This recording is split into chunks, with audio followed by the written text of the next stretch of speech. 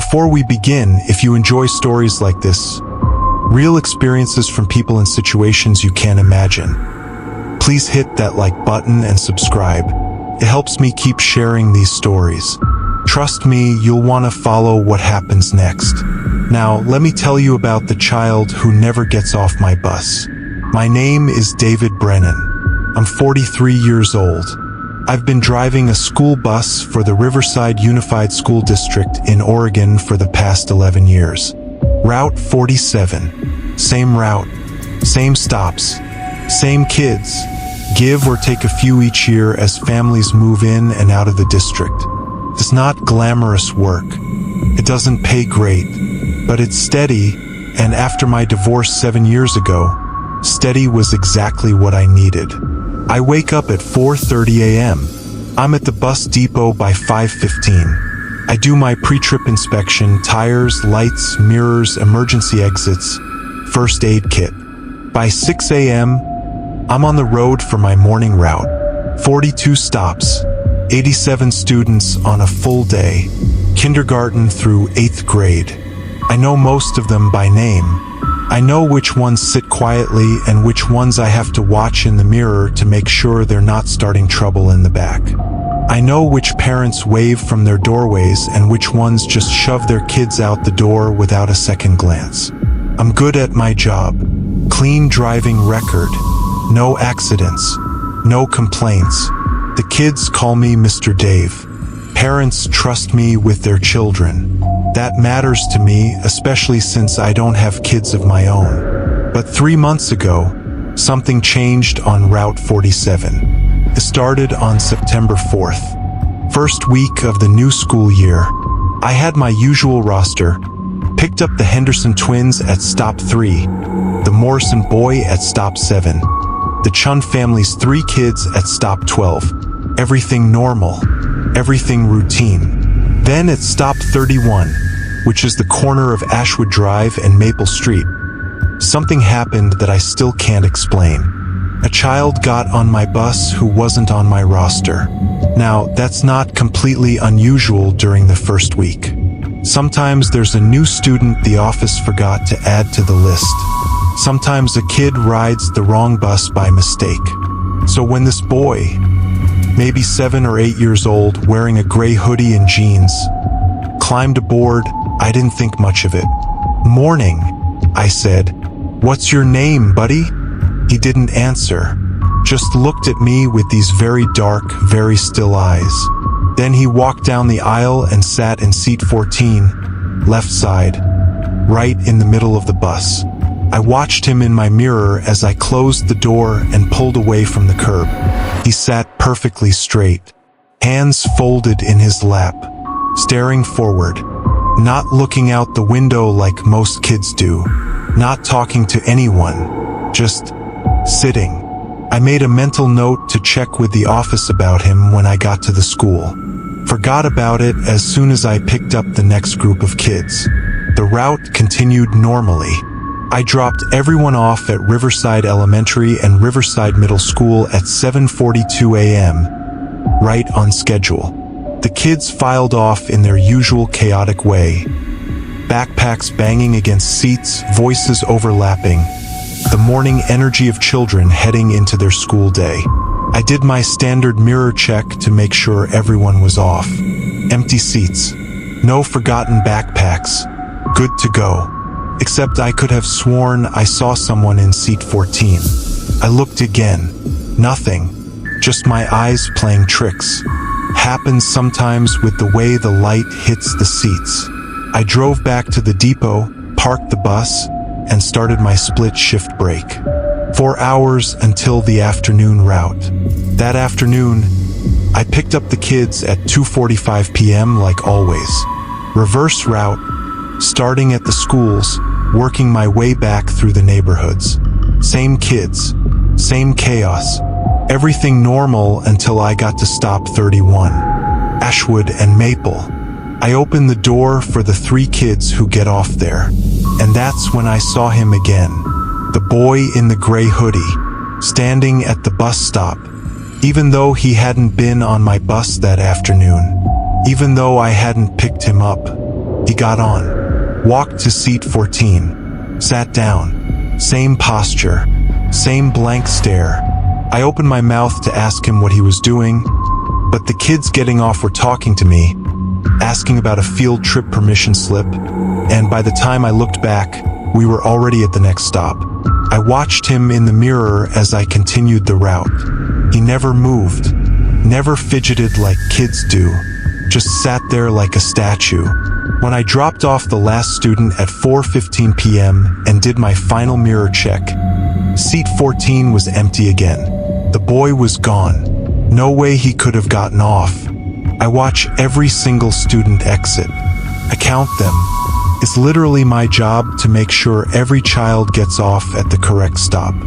But he was gone. I sat there in the driver's seat, bus idling, staring at seat 14 in my mirror. I got up, walked down the aisle, checked the seat. Nothing. No one. No evidence anyone had been sitting there at all. I told myself I was tired. First week back is always exhausting. Getting back into the rhythm. Maybe I'd imagined the whole thing. But the next day, September 5th, he was there again. Stop 31. Morning route. The boy got on, sat in seat 14, and disappeared sometime before we reached the school. And again that afternoon. He was waiting at stop 31 when I arrived. Got on, sat down, vanished before the route ended. This continued every single day. Weekdays only. Morning and afternoon. Always stop 31. Always seat 14. Always the same gray hoodie, same jeans, same expressionless face. I started documenting it. I wrote down the exact times. I checked my roster obsessively. There was no student assigned to stop 31 who matched his description. The kids who got on and off at that stop were the Kowalski girl, the Patterson brothers, and occasionally the Diaz boy if he missed his usual stop. None of them were the boy in the gray hoodie. I asked the other drivers if they'd experienced anything unusual. They looked at me like I was losing it. I didn't bring it up again. By the third week of September, I was documenting everything. I noted that he always appeared exactly at stop 31. Never before, never after. He always chose seat 14. He never interacted with other students. In fact, the other kids never seemed to notice him at all. They'd walk right past him. Sometimes their backpacks would brush against him, but they never acknowledged his presence. And he was always gone by the time I reached the schools.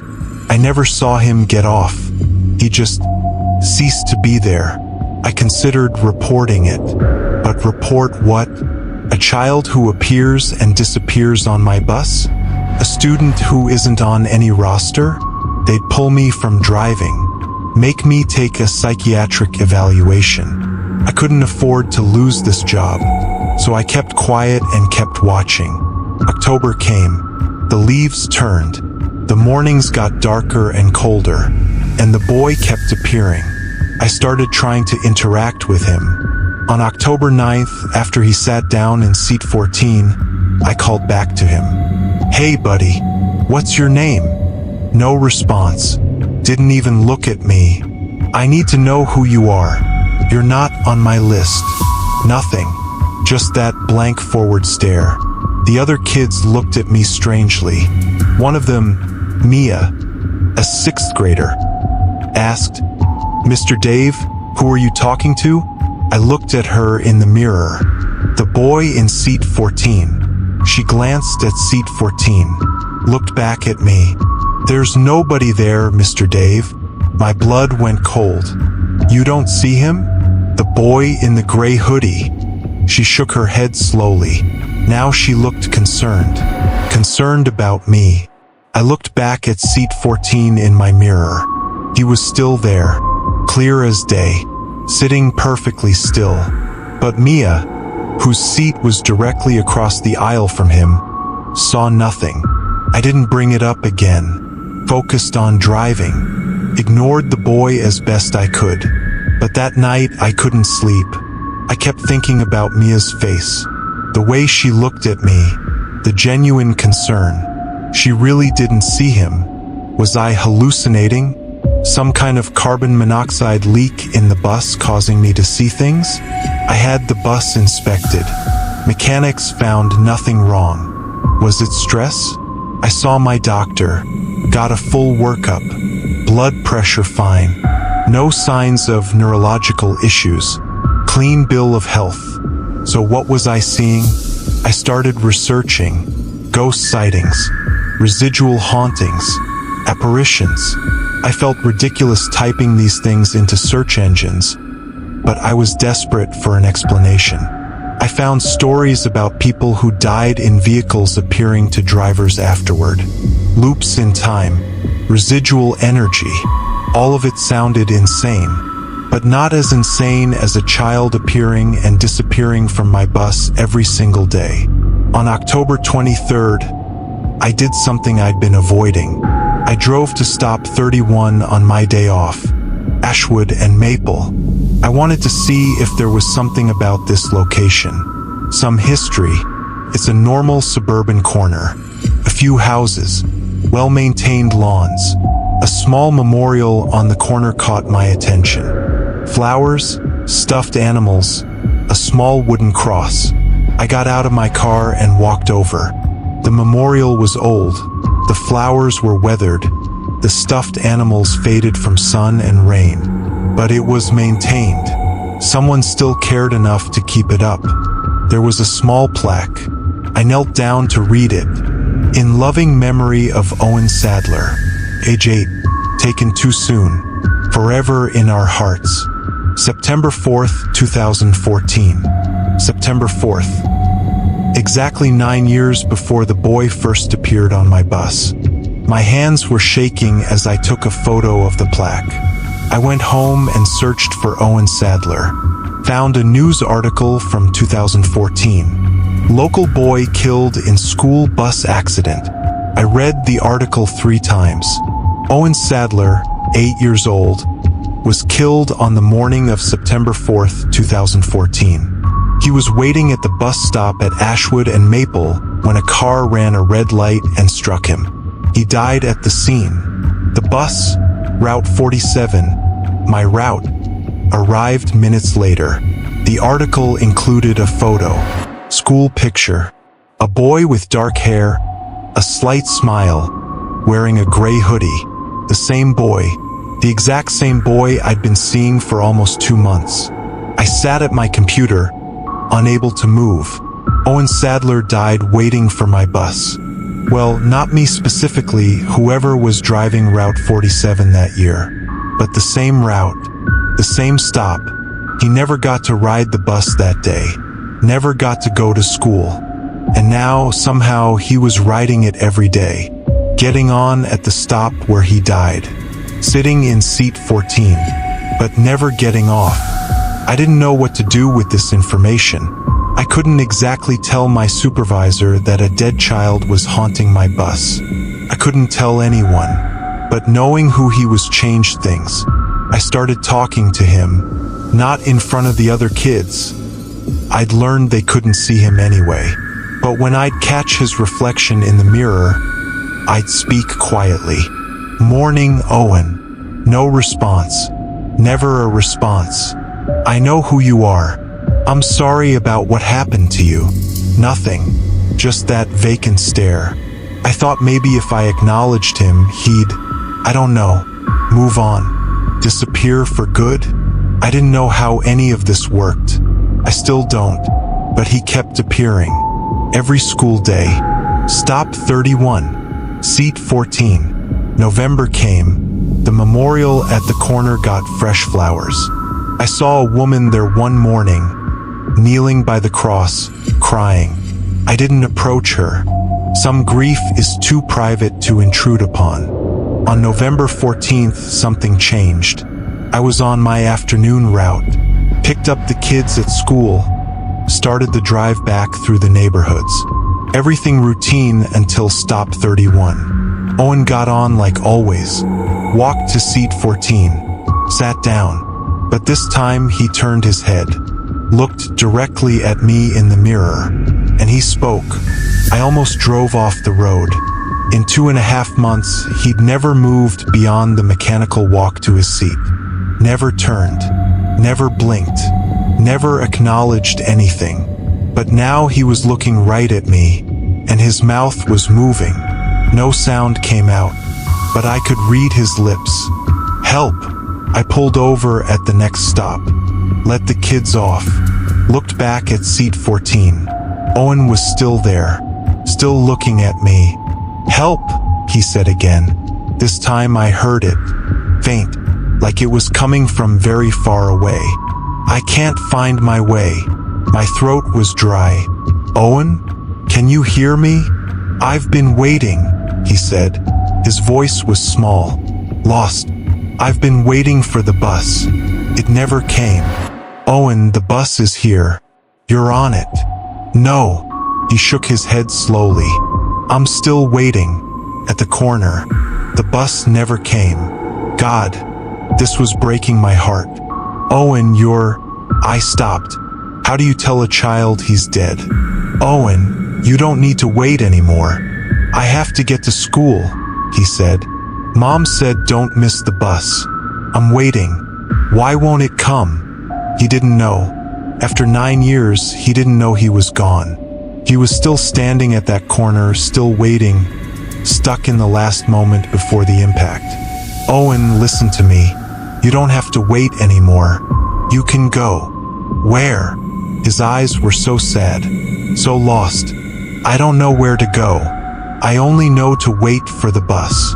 I sat there, gripping the steering wheel, trying to think. I'm a bus driver. I don't know how to help a ghost. I don't know how to help a child who's been waiting for 9 years. What if I take you? I finally said.